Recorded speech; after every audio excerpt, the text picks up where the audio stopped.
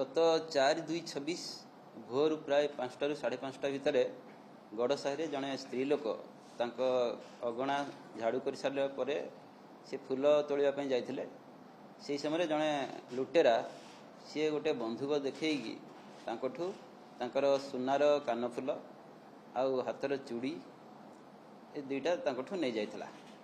तो से रिलेटेड आम नयापल्ली थाना गोटे केस करूँ रबरी केस जार केस नंबर है 84 dated 4/2/26 under section 309(4) BNS and 25-27 arms act रे गोटे केस रुजु होता। यार इन्वेस्टिगेशन समय आम जाना पाइलु जे एक्चुअली से लुटेरा गोटे स्कूटी यूज करथिला। सी घर ठारू 200 मीटर दूर रे गोटे स्कूटी रखिथिला एवं से स्कूटी रे से यही जिनस लुट कर सारी से पड़े जाइथिला। पर जना पड़ला जे से स्कूटी नंबर को बेस करी आम आइडेंटिफाई करथिलु एवं ताको अप्रिहेंड कला परे ताठू ये सब चोरी सामग्री रिकवरी होता जो थे कि से कानफुलटा सुनार थिला किंतु जो चूड़ी सेटा इमिटेशन थिला। बाकी ता पाखर जो बंधुक आम रिकवरी करथिलु सेटा गोटे खेलना बंधुक थिला। से खेलना बंधुक देखिए सी ये जिनस लुट करथिला।